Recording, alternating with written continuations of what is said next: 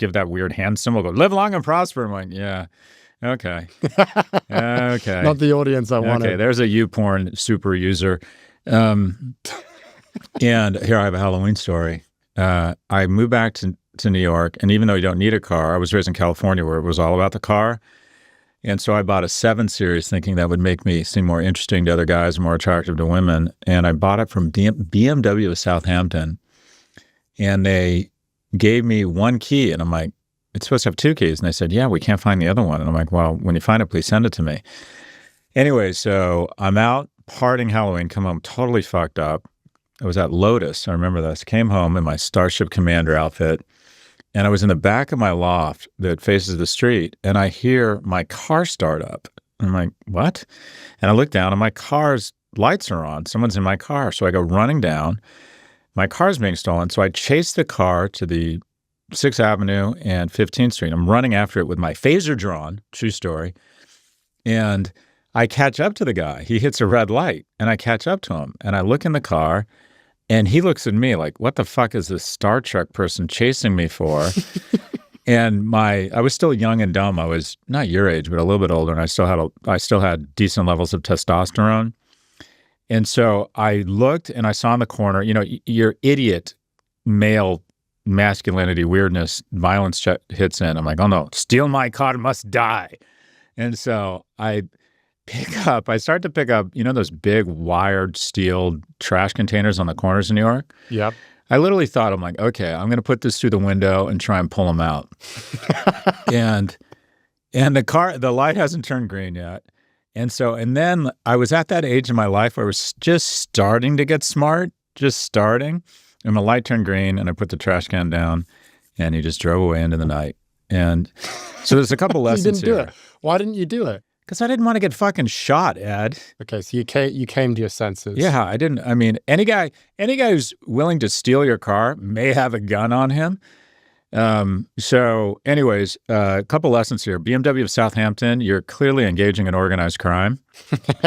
And then they found the car like 6 months later. And they called me and said, did you lose your car? And I got in a big argument with BMW. I'm like, you guys clearly are engaging in organized crime. I'm not going to continue to pay the payments. And anyways, it was a big clusterfuck. So you got it back? Yeah, but it had the GPS pulled out of it. I guess the first thing they do is pull the GPS so you can't track it. This is like 20 years ago. But anyways, the moral of the story was it happened Halloween night, and I was chasing after a car, a Starship Commander, Jean-Luc Picard. That is a good moral to the story. You're like Aesop. That's a Scott Galloway fable. There you go. Many lessons to be learned. There you go. What's going on with you? Let's see. I'm not going out tonight. I'm got a birthday dinner for my friend. So we'll just have dinner and I won't be out partying. I assume you're going to be out late into the night. I am, except I'm going on, it's such a bummer. I'm going on Fried Zakaria tomorrow morning, so I can't get fucked up. You like being hungover for the media appearances. I never like being hungover. I like my voice. I didn't drink last night, so my voice sounds like yours. It sounds kind of weak and feeble. And right. But when I drink a lot, the next day I sound like, Luke, I am your father. Scan your emotions. You know this to be true. That's my one imitation. You want to hear my other great impersonation or imitation? Please. This is Dr. Evil. How about no? That's good. That's good. And by the way, I am so sick of people saying they like you more than me. I am definitely funnier than Ed. I am definitely funnier. Anyways, get to the fucking headline. Stop. Okay. Stop dicking around here. Yeah, that's my bad. That's really my bad. Okay. New York. I gotta lock in, huh?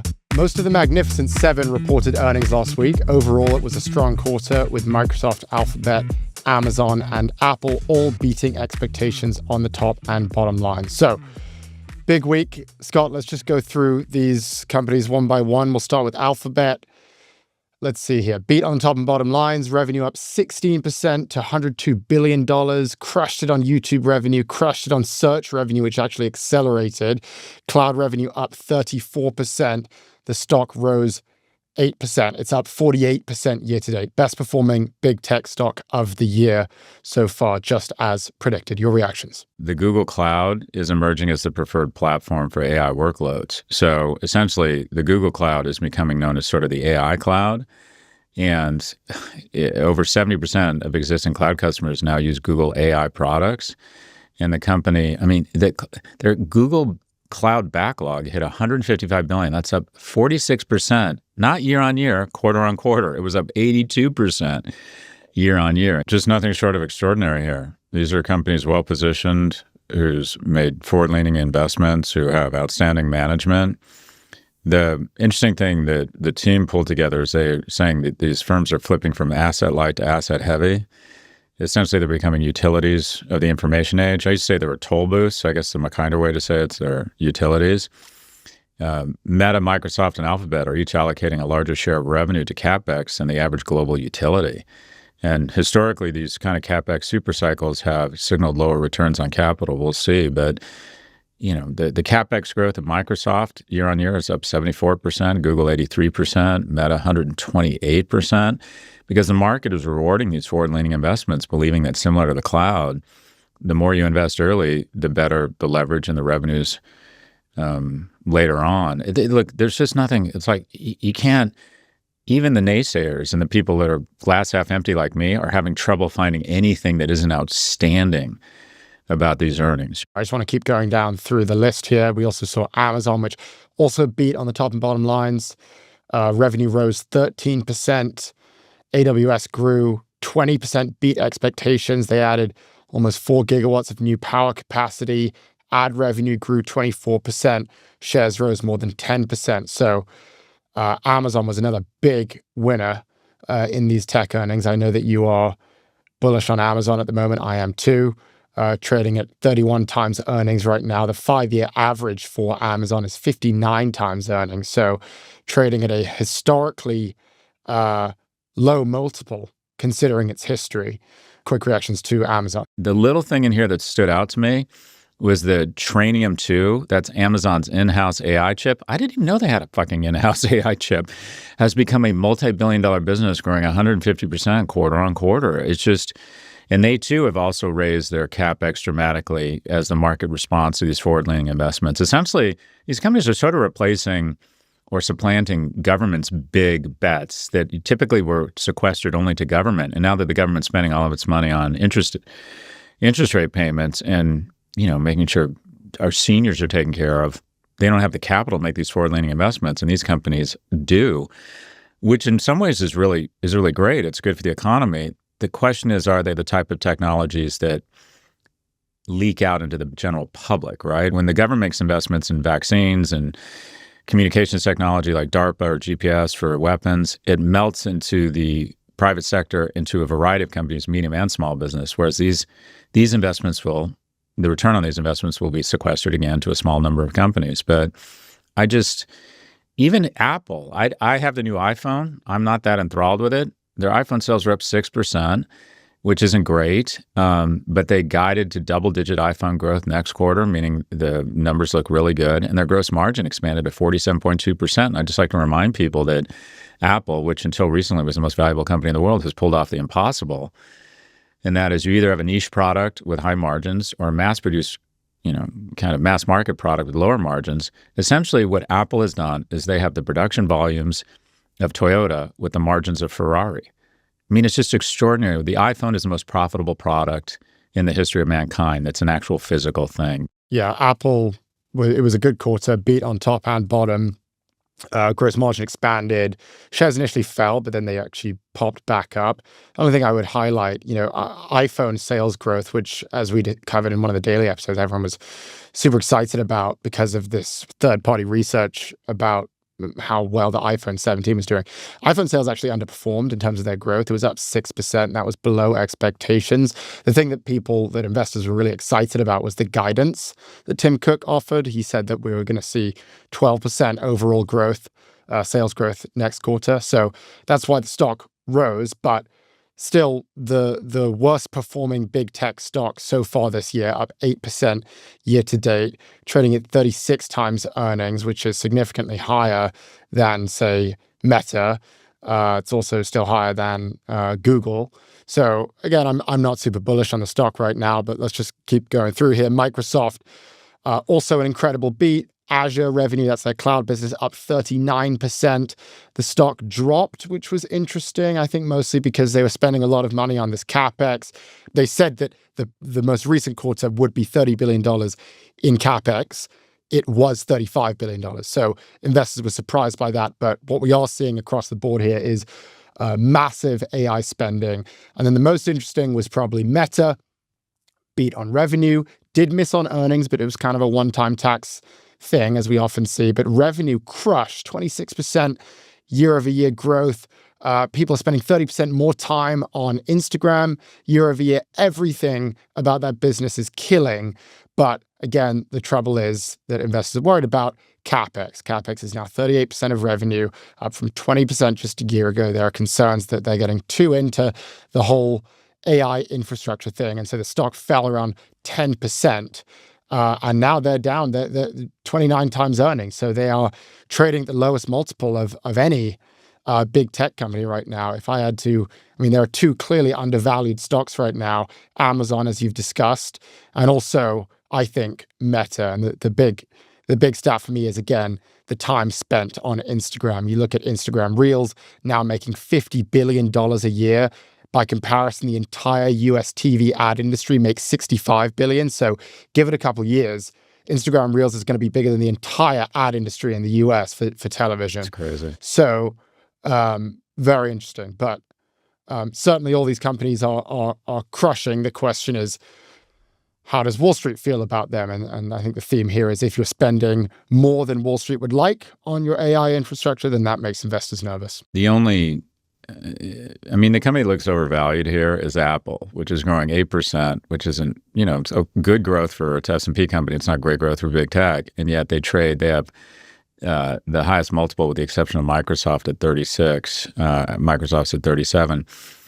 I also love the data that you guys have been pulling. Look at their 5-year average PE versus the PE multiple today. And every company is trading at a higher multiple than their average over the last 5 years because of the historic run-up of the markets, except for Amazon. Traditionally, the 5-year average PE has been 59, and today it's trading at 31. So, when you talk to young people, they will say, I like this company, and they list the reasons why they like it. I get it. You always have to set that against the valuation. Right? At some point, any stock is overvalued, and at some point, every stock, unless it's going to zero, is undervalued. So the thing that retail investors don't spend enough time talking about is, okay, all of what you said, good or bad, fine, but now you have to spend as much time doing the work and thinking about the relative valuation. And is Amazon poised most strategically, as the strongest positioning relative to these other firms? Maybe, maybe not, but it looks right now to be less expensive than the others when you look at its growth and when you look at historical trading multiples. So anyways, we're bullish on Amazon. As you mentioned last year, of all these firms, we picked Alphabet. And Alphabet. Which is AI going to take your job? And we've heard many opinions. We've discussed this a little bit before, but the tech community seems to have developed kind of unanimity on this idea that it's not going to take your job, or at least maybe it'll shave off some jobs here and there, but the value creation is going to be so great that ultimately it doesn't matter. And it seems that there is this ethos, at least among discussions about AI, that AI is not going to take jobs. And I'm just going to play you a quick clip of different leaders making this point. I think as in the past, what generally tends to happen is new jobs are created that are actually better, that utilize these tools or new technologies. What happened with the internet, what happened with mobile. I think it'll be assistive to people in doing their jobs. You're not going to lose your job to AI. You're going to lose your job to somebody who uses AI. So these are all, fair arguments, but I think it's probably a little difficult to appreciate those arguments if at the same time we're seeing thousands of jobs being cut across the board, and all of these CEOs and all of these leaders are saying, yeah, it's because of AI. We don't need these jobs anymore. So this is a pretty large debate, but I'll stop there and get your reactions. So honest question, did I steal that quote from Jensen Huang, or did he steal it from me? That's exactly what I said. I'm trying to think, did he take that from me or did I take it from him? Well, he told you he listens to you, right? Yeah. So maybe Jensen's taking from you. Look, I've been saying that for a while, that AI won't take your job. Someone who understands AI will take your job. And Greg Schofer runs my company section, or company I founded, that's trying to help companies in what he refers to as the adoption layer, how to actually implement AI. He called me the next day and he's like, "You're full of shit. It is taking jobs." He's like, "Be clear." He's like, "This is going to take jobs." And there's the narrative. If you're the CEO of a company, you can't get up there and say, "Oh yeah, we're going to absolutely recognize a ton of efficiencies." It just doesn't make for an inspiring all hands to say, "I got good news. Our revenue growth was 20%. I've got great news. Next quarter, I think I can lay off a quarter of you." They also don't want to raise the antennae of legislators and regulators and Elizabeth Warren and Bernie Sanders who will come in and say, you know, the oligarchs have to pay the fair share. You're like, they just don't need that shit right now. Stick to Dr. Evil, I think. How about no? Anyway, I have said for a long time, and I think it's playing out, that this is AI as corporate Ozempic, and that is, if you're on a board, the CEO presents the plan in Q3 for the next year, and he or she comes in and says, "Here's the plan. We're going to grow our revenues 12%, and these are the resources I need to grow the company 12%. Do we need to raise capital? Do we not? What's our capex? And we expect to hire 6 to 8% more employees, which should take our earnings up hopefully 8 to 15%." It was just a given that if you were reducing revenues or increasing revenues, you were going to reduce employment or increase employment. And just the same way that we have been taught that if you want to live and if you have the opportunity, because there's a scarcity of salty, sugary, and fatty foods, if the food is available, you just eat until you can't eat anymore. And then GLP-1 turns off the switch that I don't necessarily need to eat. And what's happened here is AI has, for the first time, broken the cycle and the kind of the conventional wisdom that if I'm growing, I need more employees. It said, no, you may not need more employees. And the stat you read the other day on Prof that just blew my mind was that I think in the retail unit of Amazon, they're projecting that they can double the revenues by 2032 with the same number of people. I mean, that just spells an explosion in earnings, right? It has some societal implications we've got to deal with, but that's just striking to think about. I think everybody's trying to be meta right now when they announced that they had grown their revenues 23% with 20% fewer employees. Now, the interesting question is who's next? There's been a lot of companies that have announced layoffs. And I asked Mia to do some analysis and say, who are some information age companies who have hired dramatically through the pandemic, seem to have probably kind of eaten a lot, if you will, have consumed a lot of young capital or managers. I remember at one point, Amazon and Google and Meta were hiring 40% of my MBA class. They were just literally hoovering up people.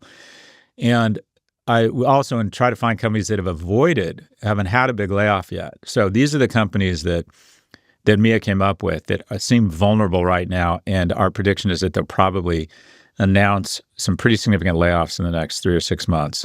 Etsy, Pinterest, Airbnb, PayPal, and HubSpot. But those are the companies that Mia came up with. What are your thoughts, Ed? It's tough because this whole argument about whether AI is going to take your job has been front and center. And in many cases, the arguments that we heard from those tech leaders are actually correct. It's going to create a lot of value. It's going to probably create new jobs in interesting places that didn't exist before. And that's always been true of any big new technology. What seems to be lacking from the conversation is a recognition of the short term. We all, I think, agree. I agree. I think you agree that over the medium and long term, you're going to see value creation and therefore job creation. We seem to all be unwilling to acknowledge the elephant in the room, which is the short-term job destruction, which is what we are now seeing this week and what we have been seeing for several weeks. The fact that Amazon is cutting 30,000 corporate jobs, 10% of the white-collar workforce. The fact that Intel is cutting 24,000 jobs, Microsoft cutting 7,000 jobs. And all of them, when you get down to it, are doing it because of AI. And it's not just white collar, it's also blue collar, because as we just learned from the New York Times, this report looking at Amazon's internal documents, they're planning to automate 75% of their operations, which is going to wipe out more than 500,000 jobs. They're the second largest employer in America. And if Amazon does it, look at Walmart as an example, they employ 2 million people. Do we really think Walmart's not going to follow suit? So I think what is missing from the conversation is a recognition that actually some people should be very worried about their jobs. And some people are going to get laid off. And we can look through history and see this happen time and time again. When you had the computing revolution of the 80s and the 90s, there were entire swaths of occupations that were just deleted. Typists, file clerks, bookkeepers, etc. Those aren't interesting or important to us now, but back then it was quite painful. And there are studies that show that, some people were able to retool, but the older people actually weren't. Many of them actually just had to retire early, so we saw significantly higher retirement rates and then also dramatically lower earnings among those people. And so we can look at this stuff long term and we can say, yes, we're going to see lots of jobs 30 or 40 years from now. And at a societal level, great. But on a personal level, that's a really long time. So I think what is important and what we will get into in this conversation is, okay, a recognition. Actually, some of us should be worried. And we can talk in sort of broad generalizations about the future and how society is going to prosper. But yes, there will be individuals who get burned because of the AI revolution. And it is worth addressing those concerns and thinking about who's going to get burned exactly and also what they can do about it. I don't think it's a bad idea to always be a little bit worried that you're going to lose your job. You don't want it to be create anxiety. You don't want, to be debilitating. But it's never a bad idea to just think, okay, how can I be indispensable? How do I increase my currency in the workplace? And also just to do an assessment. If you've figured out a way to kind of have a great remote gig where you don't maybe work 4 or 6 hours a day, not the full 8, you add enough value, but you're not really driving value, just know you may fool your corporation for a year, 2 years, 3 years. Eventually, they figure it out. And AI is creating all sorts of tools now where they can absorb all sorts of data from the frequency of your emails, the content of your emails, your logins, your time on the computer, the type of activity on your computer, which they all track. It's scary, but yeah, we are living in sort of an information age Stasi's Germany. And then AI will say, these 300 people don't appear to really be working very much. And so I don't think it's a bad idea to assume there's total transparency into what you're doing. And okay, so what does that mean? Quite frankly, if you're not adding that much value, not working that hard, eventually they're going to figure it out. Maybe they don't care, maybe willing to lose the job, it's worth the risk.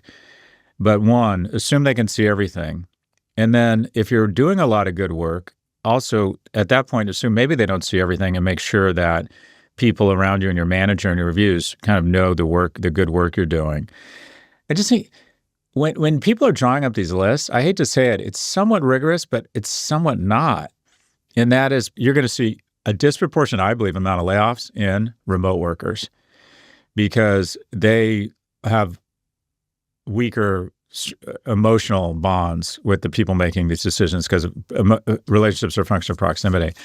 But also, if you are able to go into your boss or present on how AI is going to impact your group and show 3, 4, 5 dozen actionable steps for more productivity and how you think it can really improve your group's performance, that impression is probably a good impression for them to have, or any other technology, a good impression of your brand before they draw up that list.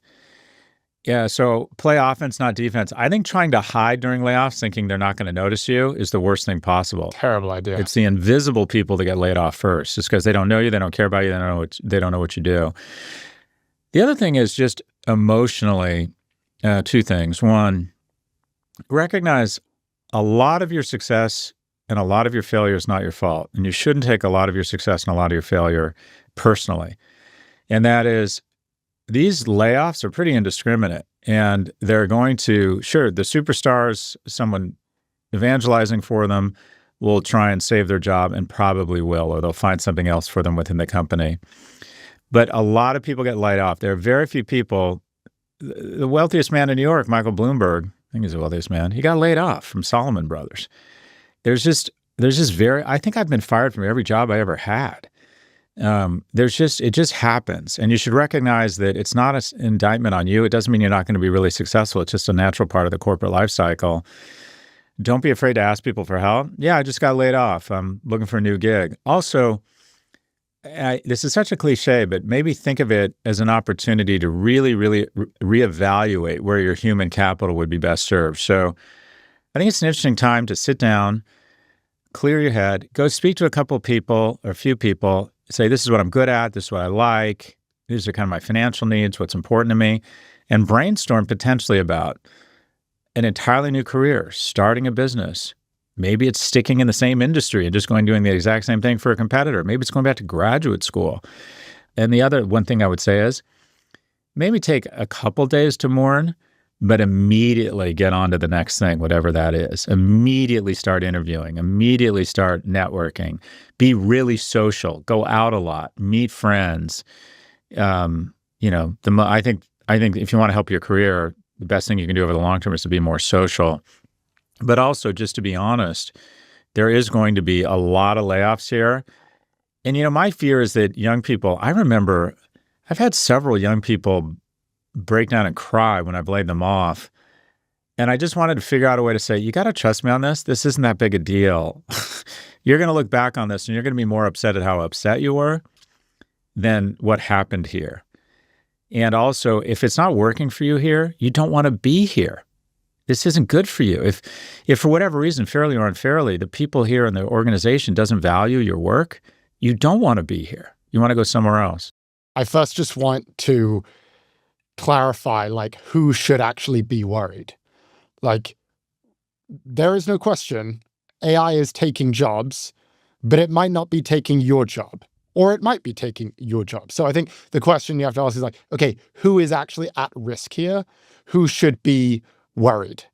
So Microsoft had this AI report where they basically did this giant study and looked at all of the jobs that are most at risk of being replaced or having the tasks done by AI.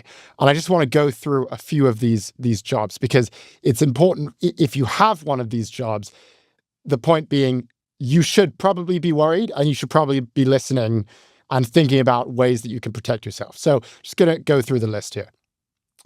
Sales representatives, customer service representatives, ticket agents and travel clerks, telemarketers, public relations specialists, management analysts, here are my favorites, news analysts, and also market research analysts. So in a lot of ways, me. There are many other jobs that they have in this report, but they are kind of smaller jobs that, don't really have high employment. But the jobs that I just outlined there, these are very, very common jobs in our society today. There are more than 1 million sales representative jobs in America today. There are more than 2 million customer service representative jobs in America today. So these are big occupations. They employ a lot of people. And according to Microsoft, and I agree with the report, they are most at risk of being replaced. So those are the people who I think you should, if that describes you, I think you have real reason to be worried. We'll come back to what you do about it. Now I just want to go over the jobs that are actually not at risk and which I think are going to be rewarded in the future. So some of the jobs that are described in the report: water treatment plant and system operators, roofers, industrial truck operators, tractor operators. So a lot of jobs that are vocational and that honestly require use of your hands.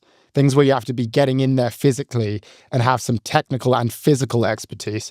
And then the other side is there's a lot of human care work that is not at risk of AI. So nursing assistants, housekeepers, phlebotomists, massage therapists, those are the kinds of jobs that are least at risk of AI.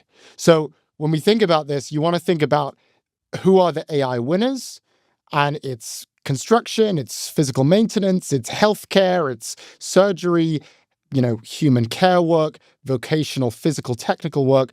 And then the AI losers, it's all of the sort of, just think it through logically. It's the jobs that AI can do: sales, administrative support, data analytics, computer science, mathematics. Those are all the jobs that are most at risk.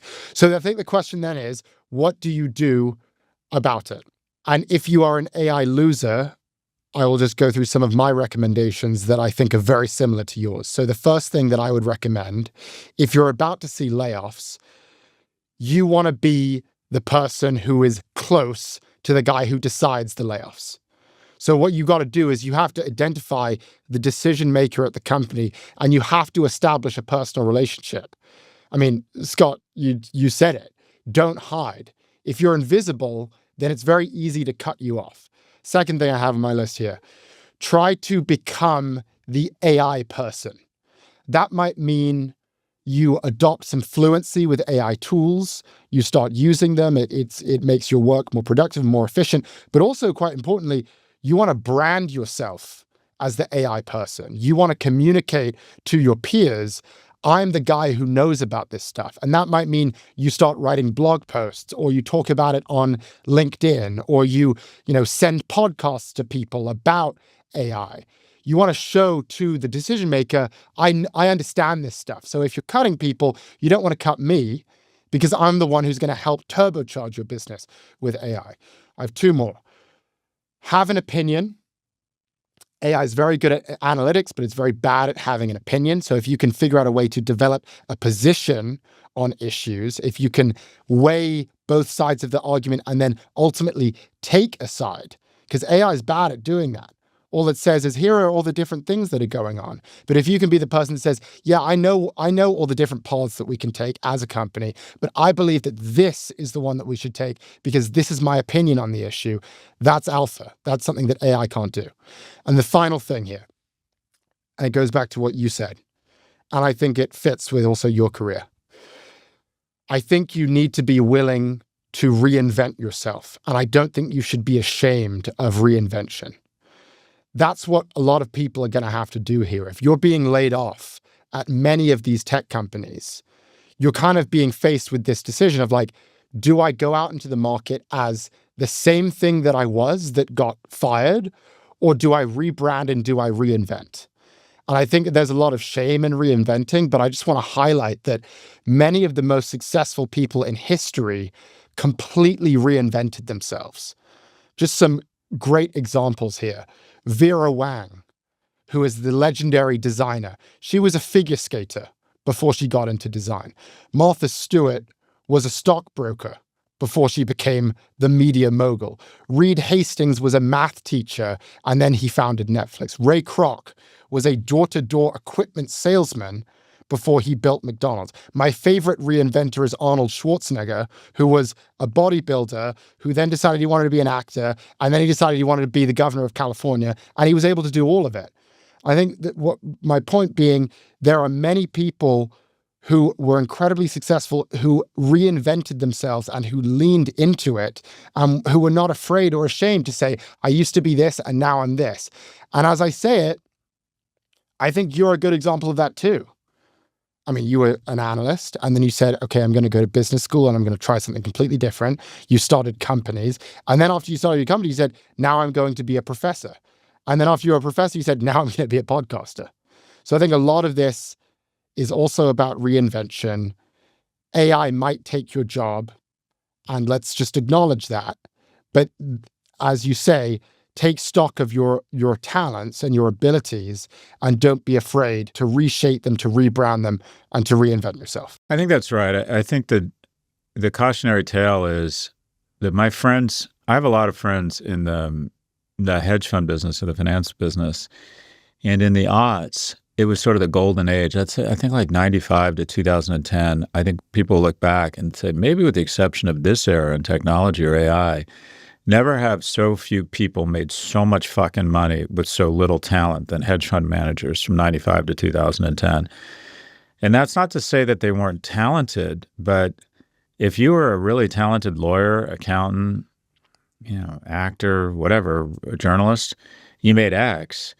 If you were a reasonably talented hedge fund manager from 95 to 2010, I'm not exaggerating, you made 50X. And there are a lot of people, especially white men, who, if they get the right certification, for the first 5, 10, 20 years of their career post-college, it's just up and to the right.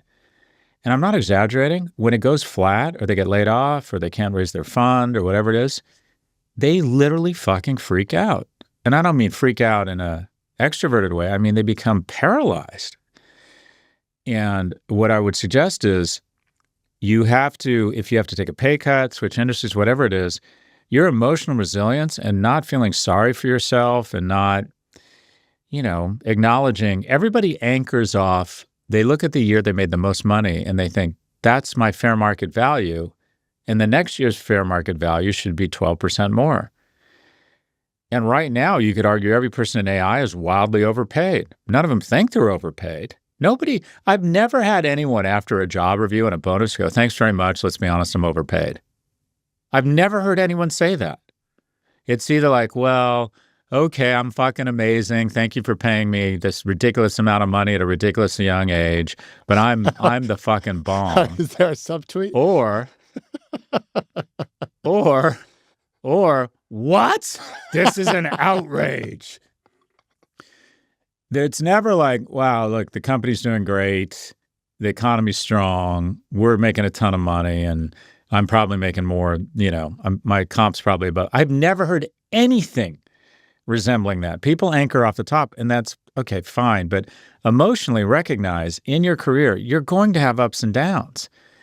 And the winners are the ones that, quite frankly, endure the downs. They use it as motivation. They get out there. They use it as an opportunity to rethink what they want to do next, and they're resilient. And that's what I worry most about your generation, Ed. If you're 35, you've never known anything but a bull economy. The other thing about these people being laid off, these are some of the most remarkably credentialed people in the world. I mean, you got to keep in mind that the 30,000 people who are about to go, whatever it is, the 14,000 or 30,000 people from corporate at Amazon, 99.9% of the world's population would kill to be the person who just got laid off from Amazon. Why? It means you likely went to an elite university. You're obviously very good, or you never wouldn't have got a job at Amazon. You have Amazon on your resume. You're now like pissed off because you're not going to make $300,000 a year. You might have to take a job at $220,000. 99.9% of the world would kill to be one of those people that just got laid off from Amazon. I mean, I see what you're saying, but I slightly take issue with it because, 30,000 of those jobs that are being cut, I don't think the majority of them are making $300,000 a year. Plus, it's not just limited to white-collar work and high-end white-collar work. We are seeing it kind of across the board. We're seeing it with entry-level jobs. And we're also seeing it, we're going to see it down the road with blue-collar work too, which is why this report from the New York Times is so important. The fact that 600,000 jobs are going to be lost. And these are blue-collar jobs. The fact that they're going to basically replace humans with robots. So I think the question for people, that individual you described, of someone who was just laid off, who was sold this story about how AI isn't going to take their job, and then they wake up one day and actually AI did take my job, and now I'm resentful, I'm angry, and I feel that I was lied to. There are going to be not hundreds or thousands of people, but hundreds of thousands of people who are in that position over the next few years. And I think the question is, what do you want to do about that? Do you want to be the person who does flatline? And many of them will.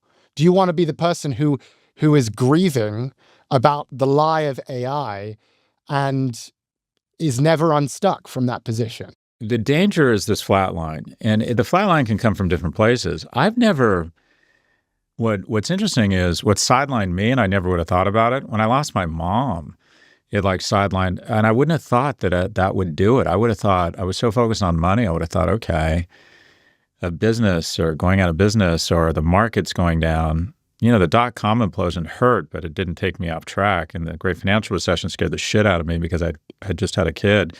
The thing where I should have reached out for help sooner because it almost took me down, and I didn't expect it, was losing my mom. And the reality is all of us are going to face tragedy. It's the only thing I know for certain is that everyone will have joy in their life and everyone will have tragedy. And how you respond to the tragedy is really probably the biggest indicator of your success. Because some people just never recover. They never manage to get back on their feet. They lose their sense of Winston Churchill summarized it perfectly. Success is the ability to move through failure without losing your sense of enthusiasm. This was a guy that made the military decision to sacrifice thousands of young Australian men with a total fucking military disaster called Gallipoli. He was responsible for terrible decisions that killed a ton of teenage and early 20s young men. And yet he managed to, that must have been devastating. Maybe it's even a little bit sociopathic, not psychopathic. But he managed to believe, I can add value. And I think there's a practice around meditation, maybe seeking therapy if you feel like you're stuck, and also just repeating over to yourself. I remember thinking to myself, I know I'm a great entrepreneur. This company went out of business, but I'm hardworking. I'm willing to take risks. I know I got hurt very much a couple of times when I was younger because I had women break up with me that I was madly, at least in love with. And of course, as an insecure young man, the moment they broke up with me, I decided that was the one that I would never recover. And being able to look in the mirror and go, I know I can add value to someone's life. I know I'll be a wonderful boyfriend. And also to say, you can add value to a company. I think it's really important to just tell yourself that over and over and start manifesting it until you start believing it. And also every day to just one foot in front of the other. Also, this is sounding very, like a bad version of Mel Robbins with a Gen Z and an old man who drinks too much. But use it as an excuse to get really fucking fit. Try and take an hour or 2 hours a day. Try and limit your alcohol and your THC consumption and use it as a means to get really fit. Because I find just being strong is really good for you emotionally. Try and catch up on some stuff, maybe spend some time. I think try and look at it as, all right, I'm not going to wait around. I'm going to get right on it. But also you will have at least a couple hours free a day. Try and channel that into important activities as opposed to just sleeping in or feeling sorry for yourself or becoming, really getting really into that new porn site. I can imagine and just sort of hear the retorts from people, say from someone who just got laid off, who would say, oh, so the solution is chin up, be resilient, Work out and look in the mirror and tell me I like me. To which I say, actually, yes, that is the solution. Like these soft things that people often kind of poo-poo as like, oh, you're just offering some wishy-washy advice as to how, when it's like, this is a structural problem. It's like, well, give me an alternative. If you really want to improve your life, what are you going to do about it? And I agree. I think my generation from 57 to 47%, America is also going to suspend these port fees that we saw. China is going to end its boycott of the soybeans, which Trump and the farmers were very upset about. China is also suspending these new export controls on rare earth minerals. They said they're going to step up their control on the chemicals that are used to make fentanyl. We'll see. But that's the long and short of it. Your reactions to this meeting?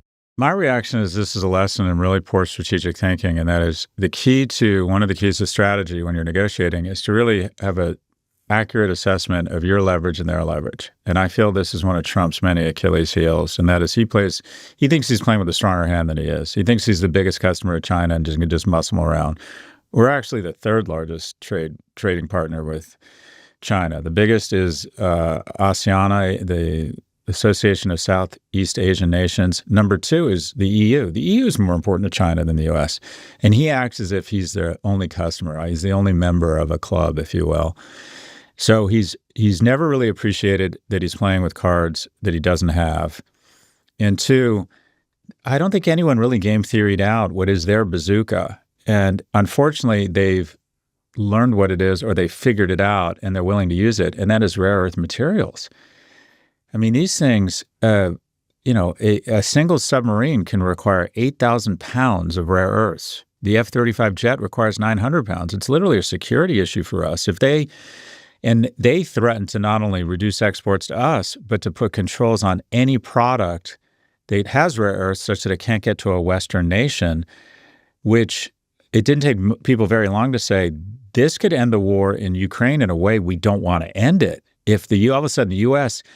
has an inability to produce as many weapons as they thought, because we did not stockpile these rare earth materials, on the marginal side, we would cut arms shipments to Ukraine. So they pulled out this weapon, and if you'll notice what they've agreed to, again, I hate this word framework, meaning we want to pretend this was a productive meeting, but we don't actually know what's going to happen. And the thing that really struck out to me is that it's a 1 year, they've suspended rare earth export curbs for 1 year. That's nothing. That means that, okay, China got some stuff back. They lowered the tariffs. They seem to have come to some sort of it feels like they're just kicking the can down the road. Meanwhile, their bazooka, I mean, it's not, they've put the safety switch back on, but they're still pointing that gun at us. In 6 or 9 months, it's going to be, okay, what if we they decide to cut this off? They basically said, when you say I'm only suspending this critical technology or this critical mineral used in your weapons, your cars, and if you don't do it, if we can't figure out a way to get along, we're going to use it. This is nothing but, this feels like a very tenuous ceasefire to me.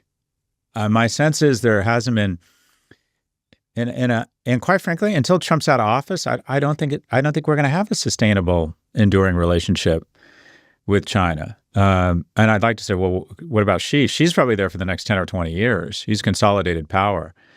So I don't know if this feels like we've avoided an all-out economic war at a time where we didn't want to right now, but I don't feel we came away from a lot of this here. Their bazooka is still aimed at us. We put it off. They've agreed not to fire it for 12 months, which just means in 6 months we got to start freaking out about it again. Or we'll start freaking out about it in a month because they'll just abandon it, as we have seen over and over again.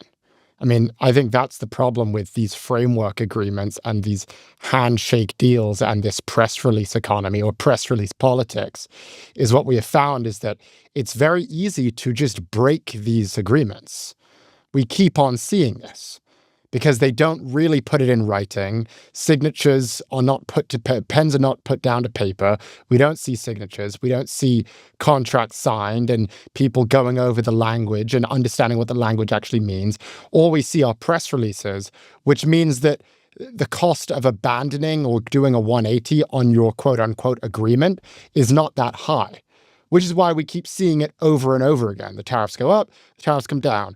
They're on, they're off. We have a truce. We don't have a truce. They say, oh, we're going to have we're going to loosen the export restrictions, but then they're going to tighten them again. Now they say they're going to loosen them again.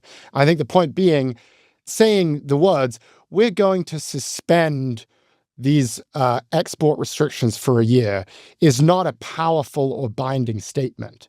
And so I think what we could probably expect is that it will not last.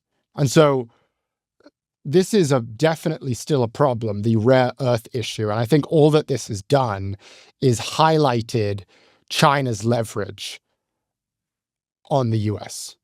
I mean, none of us really knew what rare earth minerals were like a year or two ago. I certainly didn't, or at least I knew conceptually what they were, but I didn't know their significance. And I certainly didn't know that China was a major player in that industry.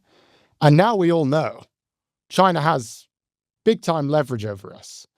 I mean, we didn't even realize how important these things were, but we need these minerals for missiles and for cars and to create chips. I mean, because of those export restrictions, we saw a ton of stoppages, a ton of closures because there was this shortage in rare earth magnets. I mean, Ford had to close down an entire factory in Chicago because they didn't have enough magnets to build the cars because China shut them down. And we all learned now, China controls 60% of the rare earth mining, 80% of the rare earth processing in the world. None of us knew that before, and now we do, because they've flexed their muscles, and it has shown, okay, China does have a one-up on America. So I like what Josh Brown says, and that is you have to always ask what could go right. And just as China figured out workarounds for when we embargoed our highest quality AI chips, and they came up with their own LLMs and chips that required less energy. I think there's actually, what could go right here is that we figure out different supply sources for rare earths. A good friend of mine who has been in private equity his whole career just took a job with the Defense Department. And his job is to find and invest in companies who reduce our reliance on Chinese rare earth and other critical components that weaken our defense posture. So to the administration's credit, they've been thinking about this. Retroactively, after they realized, oh, fuck, we're screwed. You could argue they probably should have figured this out sooner, that we were so dependent upon these things for critical. Right, before you launch a trade war, maybe make sure that you have the leverage. You're sounding more and more like me. So, but under the auspices of, again, asking yourself, what could go right? Potentially, we find different supply chain here, different sources here.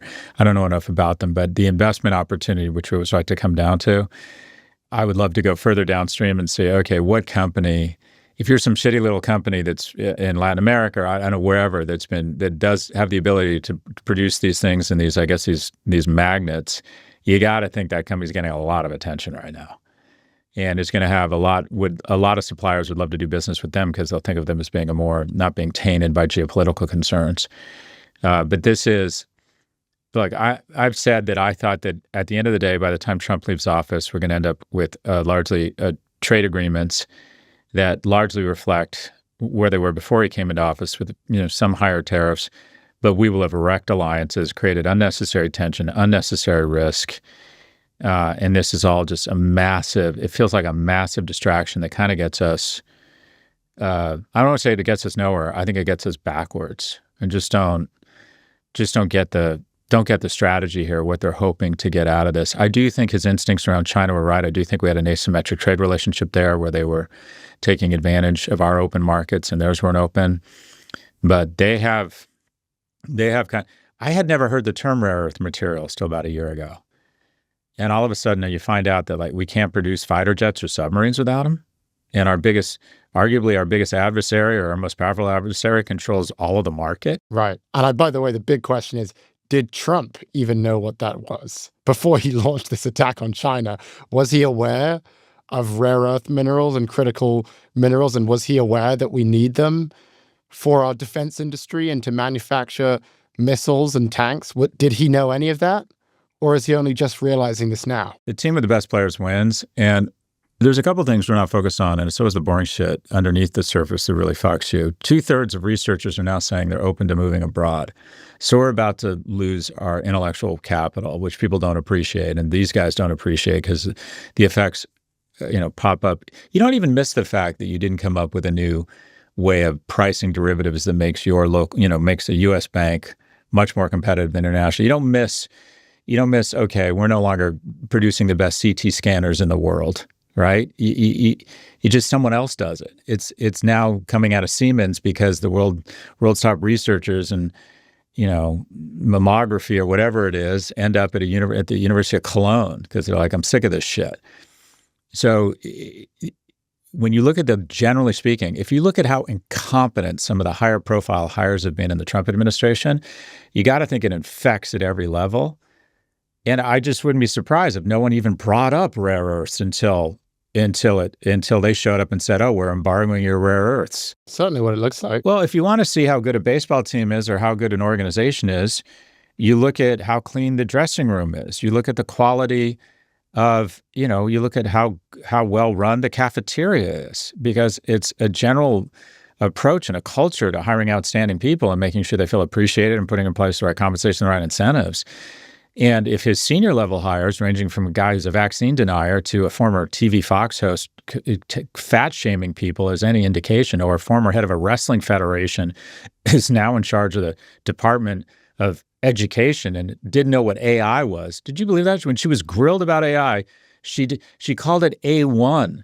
She didn't know what AI was. I forgot about that. So what do you think the number 2, 3, and 4,000 at the Department of Education who've been hired by Trump are like? Yes.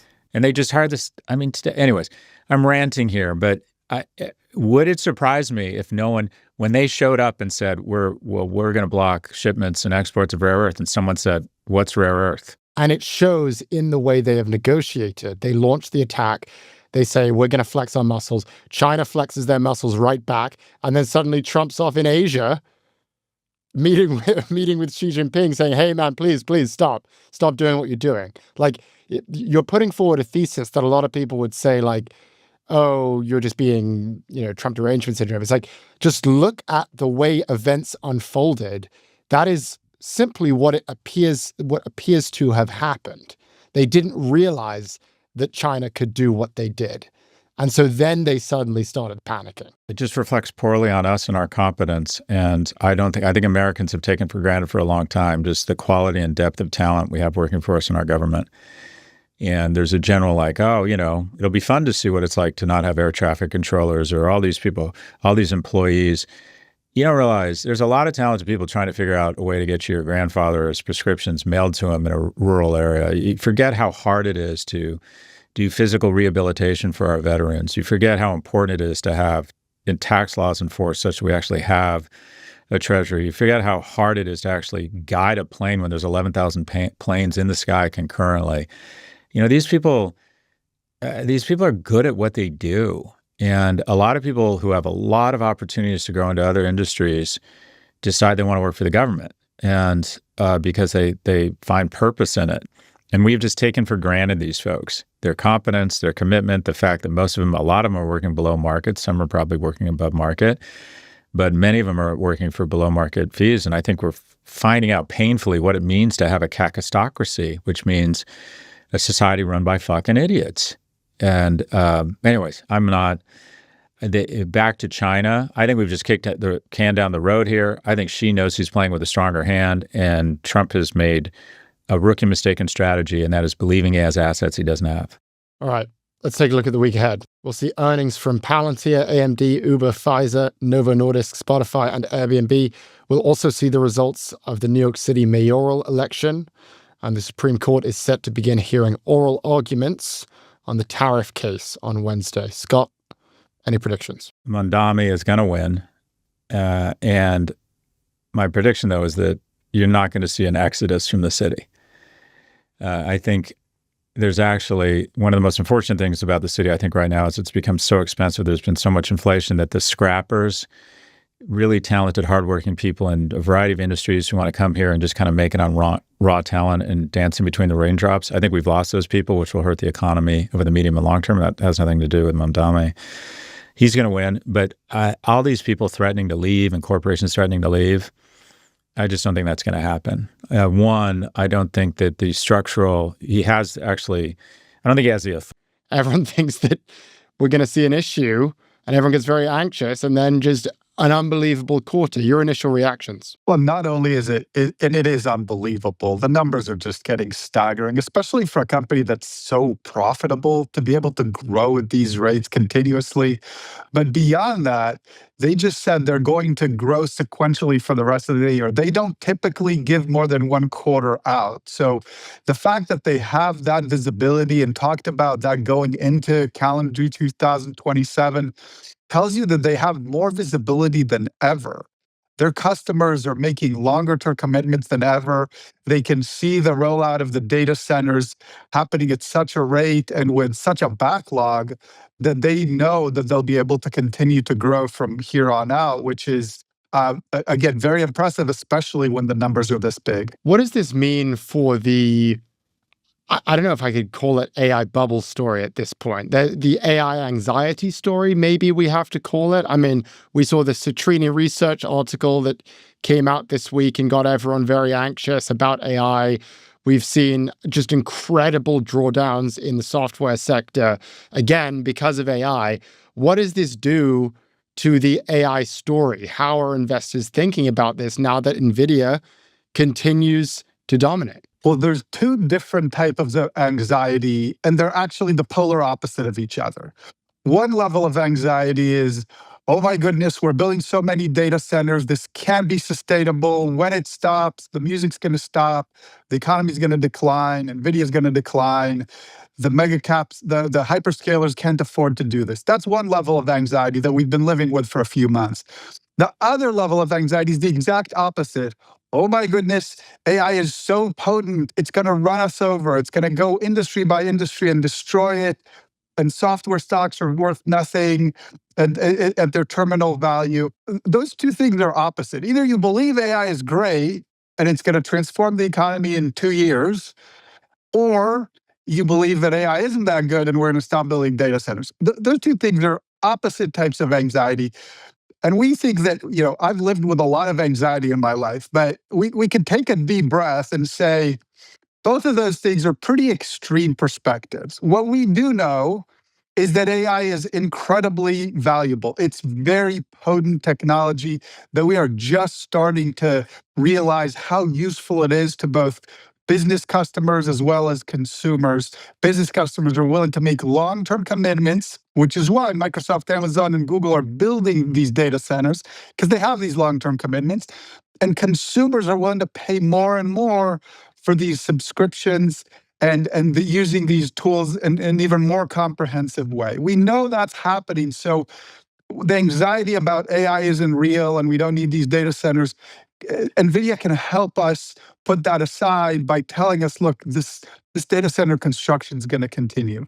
On the anxiety of AI is happening too fast and everybody's going to be unemployed, we can also take a deep breath about that and say, somewhere between software engineers that are very much impacted by AI and nurses that are probably not going to be impacted by AI in decades, we have all the other professions. And yes, AI is going to impact every single profession in that progression, but not all at once. Some professions are more susceptible than others. They will change. The hiring around those will change. People that no longer fit in that profession will move to the other professions. This is not going to happen in a 2-year time frame. Those types of essays are science fiction. They are doomer porn. We can put them aside and just focus on what's in front of us, which is a very powerful technology that could drive productivity growth, which is a good thing. It'll help increase the value of our labor, which will get us paid more. It'll help our companies grow faster so they can hire more. That's the more likely scenario than those extreme concerning scenarios. I think that the Salesforce earnings is a good sort of foil to the NVIDIA earnings, both coming out the same day, which is a reflection of those AI anxieties that you just brought up there, that AI is going to be so great that it's going to kill all of the legacy companies. I look at these Salesforce earnings, revenue grew 12%. That's very strong.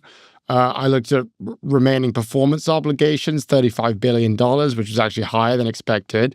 The only issue was the revenue guidance for the year, which everyone is saying was a miss, but to me it was a meet.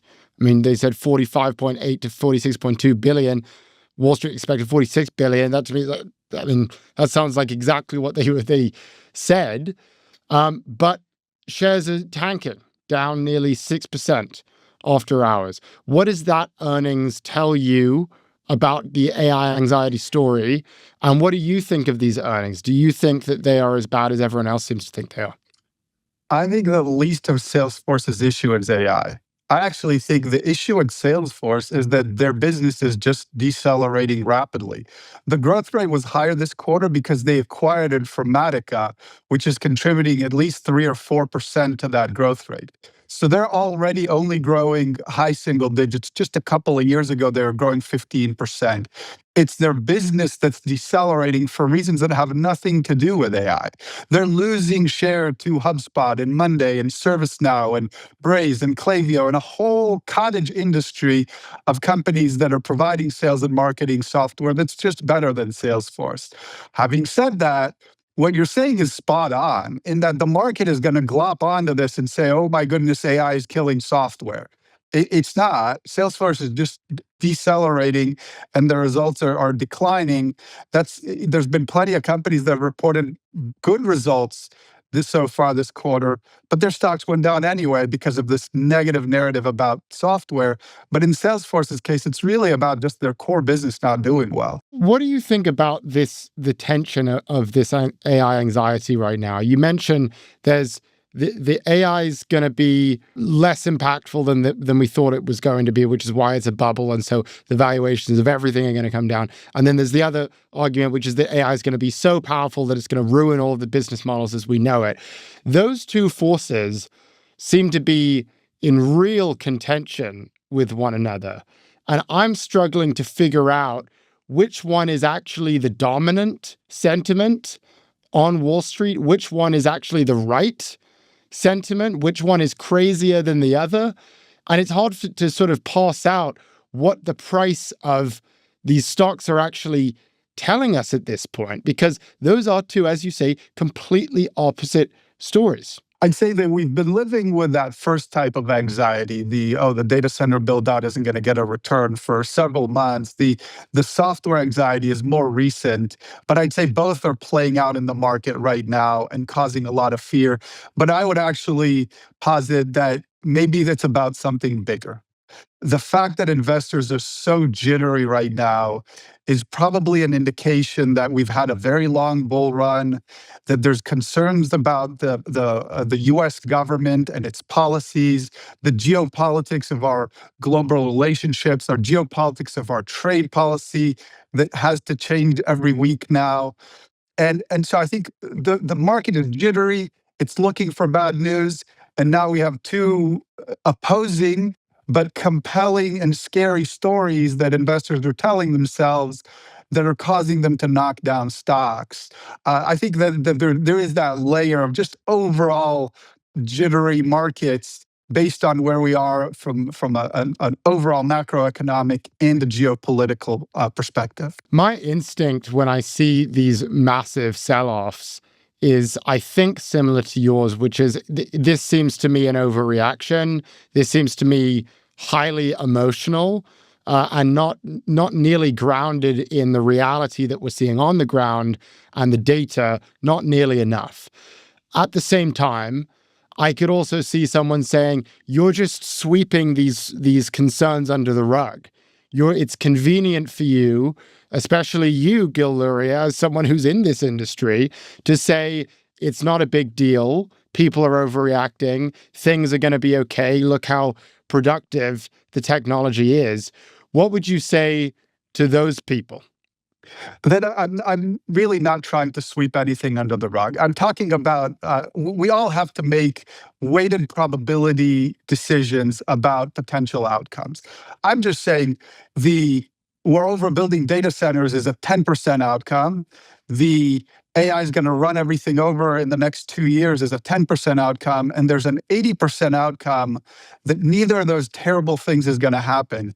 And if that's the case, we need to look at what the investable opportunities are. So one of them is NVIDIA, trading at 25 times when AMD and Broadcom are trading at 32 times with not as good of a business.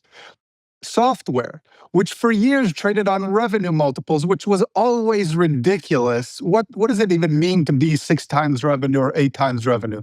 That means nothing. Shareholders only get cash flows. The value of a company is only the value of their future cash flows.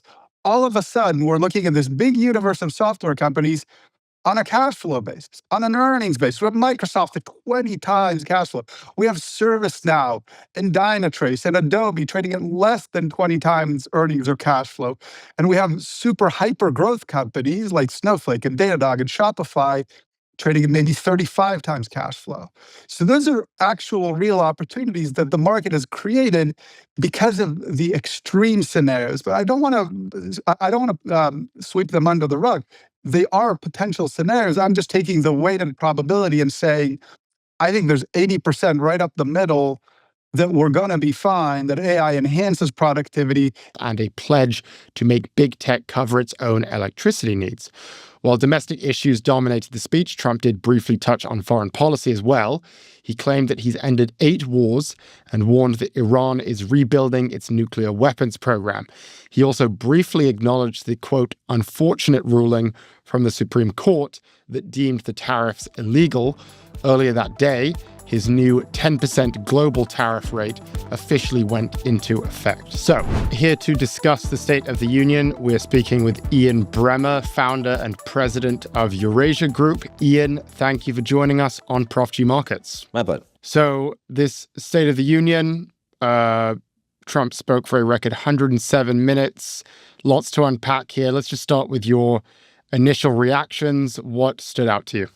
I had 108 minutes, but I mean, we might have started and stopped the timers at different points. You never know. It was very long, and there wasn't much new there. I mean, there was a surprise that a high-level member of the Venezuelan opposition and someone that would be credible in a democratically elected government released, and then surprised right there, introduced to his family.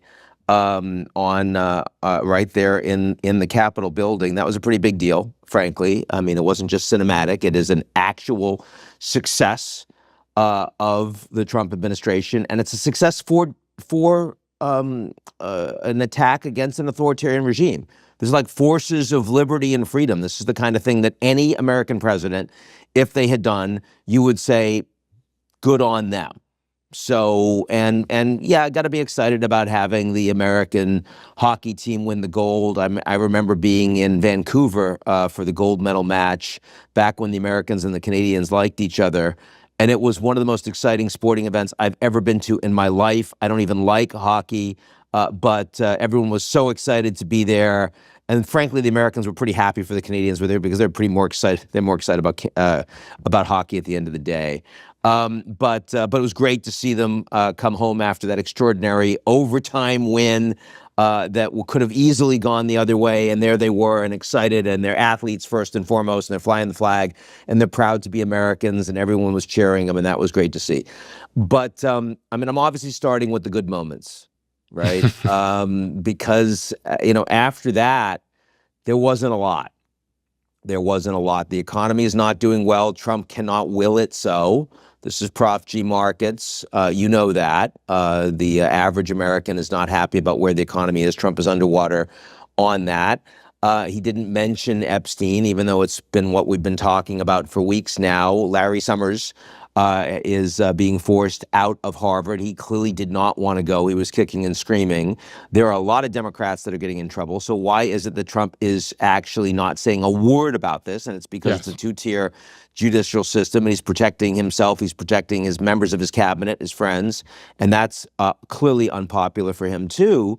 And there are only so many more months to go before midterm elections. And if those elections were today, the Republicans would get thumped pretty badly, and he knows it. He knows it. So this was not an easy speech to give. For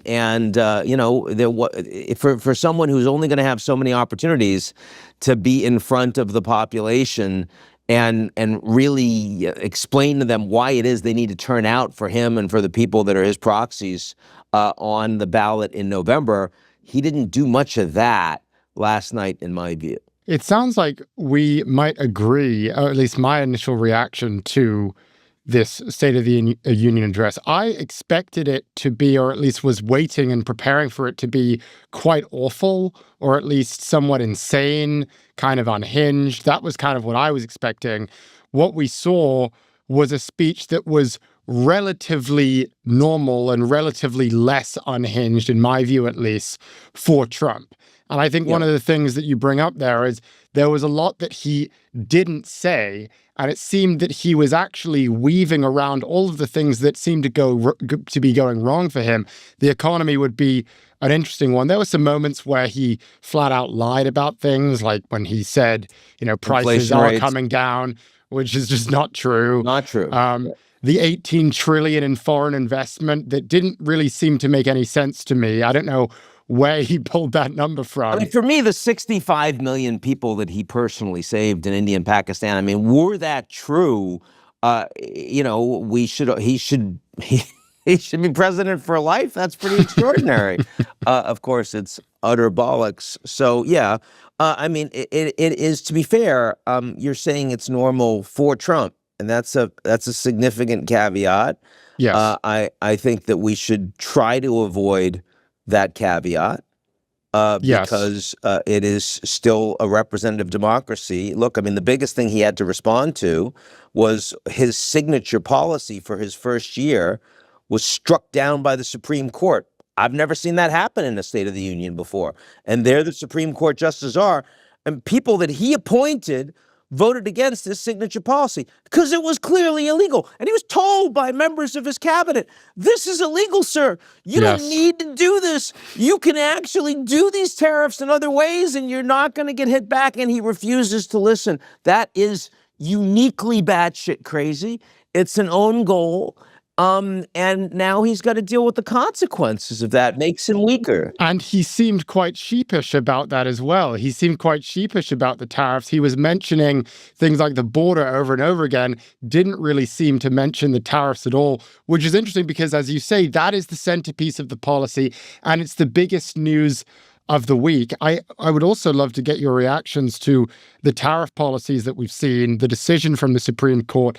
Now we've got the 10% tariffs. He says he's going to bump it up to 15%. Right. As the foreign policy expert, what does this mean for other nations? What does this mean for foreign governments, if anything?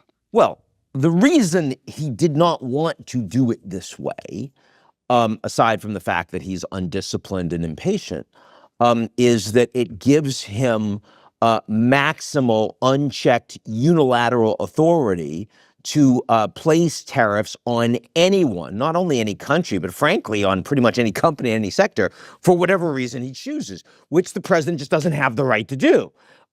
Because now he still has tariff authority, and that tariff authority will absolutely allow him to put these tariffs on most of these countries at pretty much the same level, but it is going through an investigative process which allows those countries to then respond.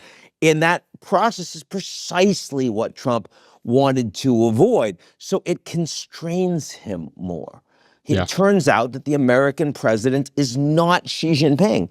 He's not Vladimir Putin. And it's not only because he has midterm elections, though that is one pretty significant component, but it's also because there's an independent judiciary.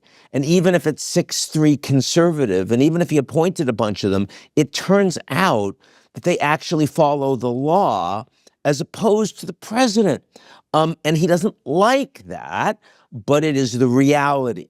And that is good for the corporations. It is good for the markets. And you'll note that when the Supreme Court did its ruling, even though it was an extraordinary and historic ruling, the markets didn't really move.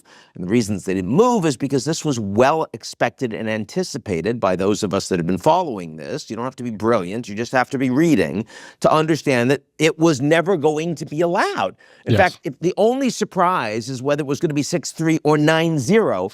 6-3 is not a surprise precisely because we've seen many instances where the law was equally clear against Biden, where it was 6-3 in the other direction. All of these, major questions, issues that Biden was pushing up against illegally, and the Supreme Court whacked him down. But the most liberal appointees chose not to align with the majority. That's an unfortunate reality of some degree of politicization of the Supreme Court justices, but ultimately doesn't undermine the institution, in my view. Final question here. We have to ask you, because while we have you, we rarely get to speak with you on this program. He said he ended 8 wars. That was the claim. And then he listed a bunch of countries. He said he ended wars in Israel and Iran. And then he said he's ended the war in Gaza, but then said it's slightly progressing. I forget his exact language. What do you make of that claim? Is it right? Is it wrong? If so, how wrong? It's has elements of correctness. Modi refused to give Trump credit for bringing about the ceasefire. In reality, he and his administration, particularly Marco Rubio, also J.D. Vance at the margins, played a significant role, not unilaterally, but played a significant role in helping to get those two sides to ceasefire. It is unfortunate that Modi gave him no credit. It is ludicrous that the Pakistani prime minister says he should get the Peace Prize. But the reality is somewhere in between. Armenia and Azerbaijan, he has advanced the cause of peace, but the two sides were not actually fighting when he got engaged. It's a lot easier to end a war when they're not fighting.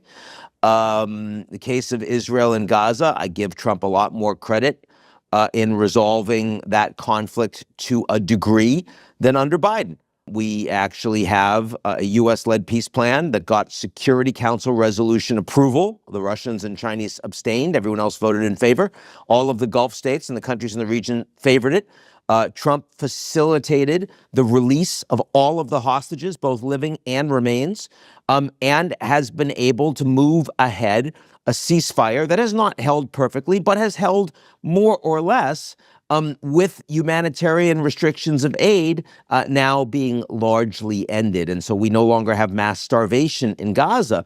So, frankly, he was lying a lot more dramatically on the economy than he was on foreign policy, in my view. And in some of the places where he hasn't done that well, like Russia, Ukraine, he didn't really mention. I think he got 20 seconds, Russia, Ukraine, because he said he was going to end the war, and he's failed at ending the war. And he's admitted repeatedly that he's failed at ending the war.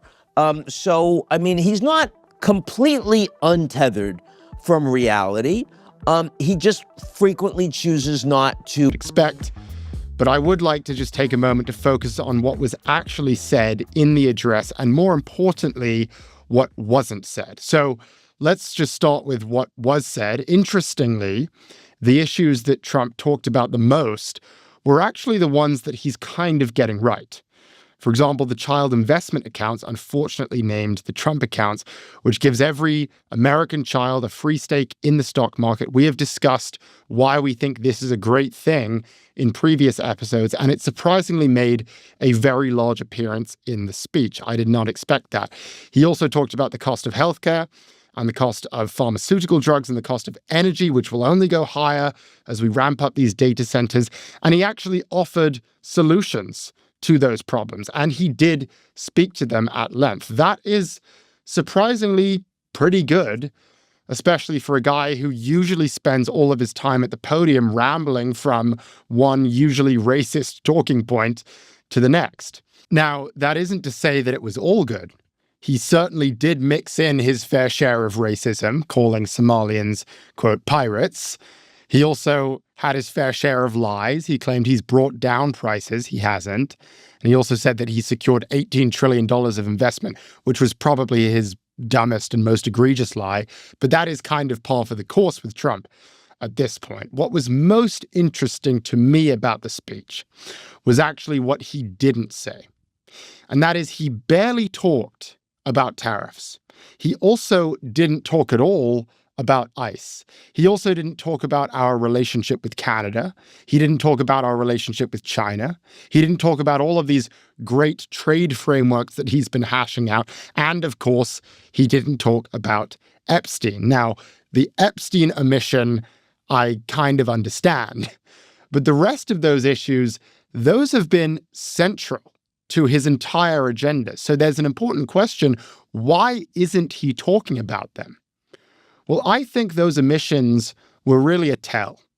Specifically, I think he and his team know that he is actually losing on those issues, and perhaps even further, that he is wrong on those issues, that he's wrong about the tariff policy, wrong about his handling of ICE, wrong about allowing his agents to gun down 2 American citizens in the middle of the street, wrong about all of this.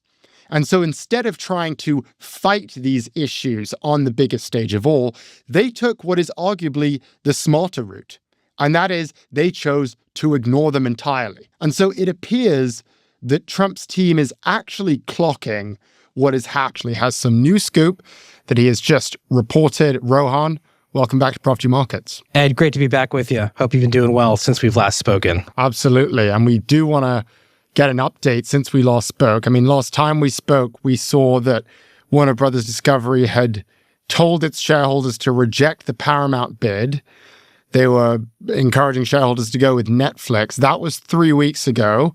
We're going to hear about your scoop, but just before that, can we just get an update on what has happened since we last spoke in these past 3 weeks? Yeah, setting the scene, in the last 3 weeks somehow, Paramount came back again and said, look, we've made some changes. We've made our money a little bit more certain. Like you and I talked about, remember, we talked about how their money wasn't totally shored up. Jared Kushner had just left. There were some concerns about the sovereign wealth funds. So Larry Ellison, right, David Ellison's old man, actually stepped in and personally guaranteed $40 billion, a huge portion of this check, and basically said, I'm good for it. I'm here for it. It really must be wonderful and nice. And Paramount said, all right, Warner, let's give this another go. You want to come to the negotiating table, talk with us? And Warner, over the holidays, sat around, thought about it for a little bit and said, nah, we're good. We like what we've got with Netflix. And shareholders got pissed off, truly furious, because from their perspective, we're talking about $30 a share for a whole company in cash. Everyone loves cash, versus $27.75 for part of the company. So less money for less of the company. It was more complicated. It was more muddled. Warner rejected it again. Paramount said, well, okay, fine. If you don't want to do that, Warner Brothers board, we're ready to fire you. We're going to mount a proxy fight. We're going to try to take control of your board because we think shareholders are pretty pissed off about this and want a chance to get their hands on all our cash. So they did that earlier this week. Now it's come out. Bloomberg first broke this news. We've confirmed it. Several other outlets have confirmed it as well, that Netflix is pretty close to making its bid all cash. Mm-hmm. So it's trying to solve for some of the problems that shareholders have pointed out. Mostly, they don't really want to own Netflix stock, right? They want to own they don't want to own Netflix at all. They want cash in hand. Who doesn't want cash? Mm-hmm. That's where we are today. And as we reported earlier, right before we're getting on to talk about this right now, both Paramount and Netflix have been making their case to regulators in Europe, but also in the US, trying to sort of say, look, we are the pro-competition deal here. Even though, remember, Paramount, as we know, doesn't have its own bid yet. It hasn't been approved. So that's sort of where the lay of the land is as we stand today. So much in there. I think one of the most important pieces is the fact that Paramount comes back and gives a better offer. I mean, they said before, oh, we don't trust that you have the money. Then Dad comes along and says, no, I have the money, and we know that he does. They make the offer again, and then Warner Brothers says no. And this is interesting because one thing that we saw from David Ellison before all of this unfolded, before Netflix was getting involved, before we even knew that Netflix had made the offer, is he wrote this letter to Warner Brothers saying, hey, I think you guys are biased against me. And something that you reported is that you've been speaking with shareholders. Shareholders think there is a, quote, inexplicable personal animus between Zaslav and David Ellison. This is what you wrote. So it sounds like maybe David Zaslav and the board actually are biased against David Ellison. I thought it was kind of a ridiculous statement, but it sounds like maybe it's true. What do you think? I'll be honest. Look, remember when we first spoke, I thought Netflix had it. I thought that Paramount had not done enough to solve the problems, the real problems that Warner Brothers has. But time has gone on. They've stepped up the certainty of their financing. They've said, look, we're willing to negotiate. Please just come to the table with us and talk to us.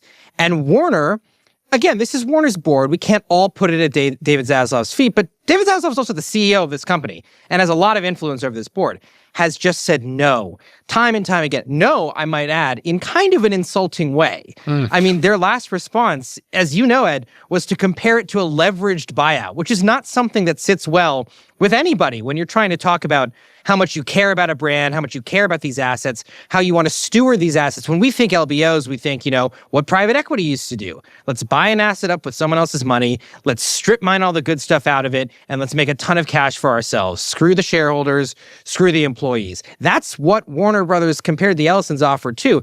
And as we reported, it was super insulting to these guys. So yeah, some shareholders really do feel, and certainly my reporting hasn't gotten to the bottom of this. I would love, David Ellison, if you want to pick up the phone and let me know what you're thinking here. I would love to understand this, but certainly the shareholders I spoke with said, look, it makes no sense. These guys have all the money in the world. And if that wasn't enough, they've got 3 friends, right? These sovereign wealth funds who have all the money in the world. Why aren't they picking up the phone and talking unless Zaslav has some beef with Ellison? Remember, these guys went out to dinner together. They went on walks together. They had all these conversations leading up to this auction. Ellison even offered to make him co-CEO. That's David Zaslav, co-CEO of the combined company. That's not a joke. That's a real offer, and that was in a lot of the merger documents. As it stands, Zaslav will make a ton of money off this either way. So it's left to, it's left to our imaginations what we think. But this is what M&A bankers call the social issues of a deal. The price might be right. The structure might be right. But if 2 CEOs don't like each other, if 2 boards don't like each other, it's the same as real life. It becomes hard to get anything done. Ultimately, this looks like maybe a shareholder lawsuit. I mean, Zaslav has a fiduciary responsibility to get the best price, to get the best offer. If the shareholders are saying, we think the best offer is from Paramount, and he's not doing it because I don't know, because he doesn't like him, because he doesn't like his dad, because they're buddies with the president, I don't know what it is, but doesn't that seem like a lawsuit? Shareholders are always going to sue. In fact, shareholders already have in San Francisco. I think the very week this deal was announced. Yeah. Shareholders always want more money, and if they don't get the money, they're always happy to complain. What has happened, right, is this proxy fight, right? So this board fight that Paramount has threatened to kick off. And that is the easiest way for shareholders in the short term to express how unhappy they are. Now, one big shareholder, that's a shareholder called Pentwater, already went on CNBC and has said, look, this is insane. This is crazy that they're not talking. We're going to block the Netflix deal. We're going to vote to block the Netflix deal because we feel like it's absolutely crazy to turn down $30 for this company. Because remember, before when we talked, the closest comp to the planned spinoff from Warner Brothers Discovery was a company called Versant. That's my former employer, CNBC, MSNBC, a bunch of grab bag assets that were leaving Comcast. That company hadn't started trading yet. And everyone kind of thought this company is going to be a better play than Warner Brothers Discovery spinoff. That hasn't been the case. That stock is in the tubes. It's terrible. And so when that happened, a lot of shareholders went, well, Versant has less debt than Warner Brothers' planned spinoff. Theoretically, it's a better, higher-performing, higher-end collection of assets, and it's trading like crap. No one wants to touch this thing. If that thing, that quote-unquote quality asset, it's all relative because it's TV, but if that quality asset is trading so badly, what chance do I have of making up for my $2.25 off this spinoff? I'd rather go with something more certain. We'll see how this proxy fight shapes out if they even need to do it. But it's certainly, shareholders are not happy, not in the slightest. Something you said earlier, we'll leave it to the imagination why he's not going with Paramount. You've been studying this for a while. You've been reporting on this. You're speaking with sources. Let's use our imagination. Why do you think he's saying no? Why do you think David Zaslav doesn't want to take the deal? That's a tricky one. If I had to guess, look, Warner Brothers, the combination of Warner Brothers and Discovery, it was supposed to be a crowning achievement for Zaslav and John Malone, who helped orchestrate this deal. And that was 5 years ago now. It's 2021. You were going to marry these 2 assets and you were going to build something better and bigger than the sum of their parts. And to do that, they took on a lot of debt. And to his credit, David Zaslav has managed to pay down a tremendous amount of that debt. The company is far healthier financially than it was when it merged. But that wasn't reflected in the stock price, right? The stock ticked down and down and down really until this bidding war started, which, by the way, created tens of billions of dollars of value for shareholders. So kudos to Zaslav for that, in all seriousness. And then you have this guy. You've got Larry Ellison, and you've got his kid, David, who have all the money in the world. And they go and they pick up one of the most storied studios in the planet. They pick up Paramount, just like that, because they want it, because it's nothing to them. And now you're David Zaslav, you're sitting there. There's been a lot of reporting about the way he approaches the job as CEO. And there was a great story in New York Magazine about this. I think it was New York Magazine, about how he actually has and uses the desk of Jack Warner, the father, the creator of Warner Brothers. So there's some implication that he actually thinks of himself as a modern day movie mogul. And yet he hasn't really been successful in those ambitions, right? He hasn't managed to give the company the financial relevance that he sought. David Ellison, on the other hand, has an unlimited checkbook. And so you kind of have this interloper, this guy, to be fair, he's been a producer for a long time, but this guy who's never run a major studio, who's certainly never run a media conglomerate, who suddenly is buying up everything for sale. In other words, is doing exactly what David Zaslav wanted to do, but was never able to get done. That's just a guess. I haven't talked to Zaslav. I haven't talked to Ellison about their psychologies or how they feel. I would love to. That's never going to happen. So that's my best guess. But it also makes sense. It's human nature, right? You try to do something, you don't succeed at it, and then you watch someone just waltz in and do it instead of you. You might feel a little resentful. Again, totally guess, no sourcing here. But if I had to put money on something, I'd put a couple bucks on that for sure. Fascinating. I think we could talk about this for hours. We're going to have to let you go here.